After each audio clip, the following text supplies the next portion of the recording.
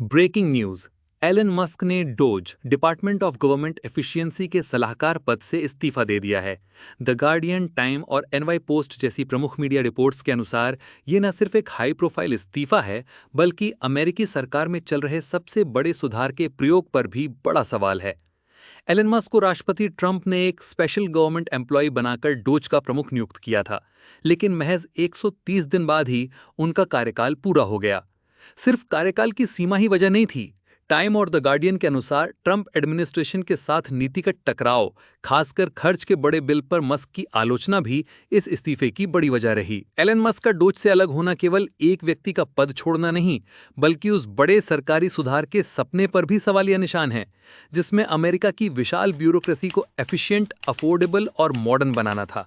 क्या मस्क का जाना इस प्रोजेक्ट की डायरेक्शन ही बदल देगा, और इससे आम अमेरिकी नागरिक पर क्या असर पड़ेगा? Dose department of government efficiency 2024 के चुनाव के बाद राष्ट्रपति ट्रंप की सरकार ने स्थापित किया। डोज का मुख्य उद्देश्य था सरकारी खर्चों में कटौती, ब्यूरोक्रेसी को आसान बनाना और टेक्नोलॉजी के जरिए प्रोसेसेस को तेज और पारदर्शी बनाना। इसका चेहरा बने एलन मस्क, जिनसे उम्मीद थी कि वे प्राइवेट सेक्टर की इनोवेशन और एफिशिएंसी गवर्नमेंट सिस्टम में ला सकेंगे।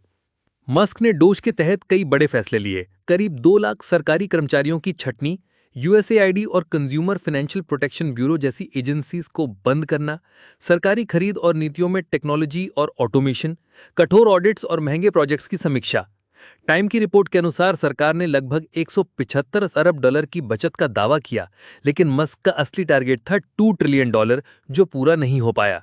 डब्ल्यूएसजे और अन्य विशेषज्ञों के मुताबिक इन आंकड़ों और बचत के दावों पर भी काफी सवाल उठाए गए। मस्क की तेज रफ्तार और move fast and break things वाली नीति से कई विवाद भी हुए। 14 स्टेट्स ने डोज और मस्क के खिलाफ कोर्ट में केस दर्ज किए। डोज पर आरोप लगे कि फैसले जल्दबाजी में और ट्रांसपेरेंसी के बिना लिए जा रहे हैं। एम्प्लॉय यूनियंस और सोशल ऑर्गेनाइजेशंस ने कहा कि एफिशिएंसी की कीमत जनता और सरकारी सर्विसेज को चुकानी पड़ रही है। मीडिया, संसद और एक्सपर्ट्स ने मस्क के कॉन्फ्लिक्ट ऑफ इंटरेस्ट और डेमोक्रेटिक प्रोसेसेस की अनदेखी पर लगातार सवाल उठाए। आधिकारिक बयान में मस्क ने कार्यकाल समाप्ति की वजह दी, लेकिन द गार्डियन, एनवाई पोस्ट और टाइम की रिपोर्ट्स के अनुसार असली वजह रही अंदरूनी असहमति, ट्रंप एडमिनिस्ट्रेशन के साथ बढ़ती दूरी और लगातार बढ़ते विवाद। खासकर हाल के दिनों में ट्रंप के खर्च के बिल की पब्लिक क्रिटिसिज्म, सरकारी तंत्र की धीमी गति और लीगल चैलेंजेस मस्क के लिए बड़ी बाधा बनी। अब व्हाइट हाउस ने डोज की कमांड ट्रंप और उनके कैबिनेट को सौंप दी है। डोज के इस्तीफे के बाद डोज का फ्यूचर अनिश्चित है। मस्क ने कहा कि वे अब टेस्ला, स्पेसएक्स और एआईएक्स जैसी अपनी कंपनियों पर ध्यान देंगे। डब्ल्यूएसजे के मुताबिक मस्क की वापसी के बाद टेस्ला के शेयर्स 1 ट्रिलियन डॉलर मार्क के पार भी चले गए। डोज का मिशन जारी रहेगा, लेकिन अब पूरी दुनिया देख रही है कि बिना मस्क के ये एक्सपेरिमेंट कितना असरदार साबित होगा। क्या इतने बड़े स्तर पर गवर्नमेंट एफिशिएंसी संभव है, या ये सिर्फ एक हाई प्रोफाइल एक्सपेरिमेंट बनकर रह जाएगा? आपका क्या विचार है? क्या गवर्नमेंट में ऐसे बड़े बदलाव जरूरी हैं, या इनका बोझ आम लोगों पर ही आता है? कमेंट करें, वीडियो को लाइक करें और अपडेट्स के लिए चैनल को सब्सक्राइब करें।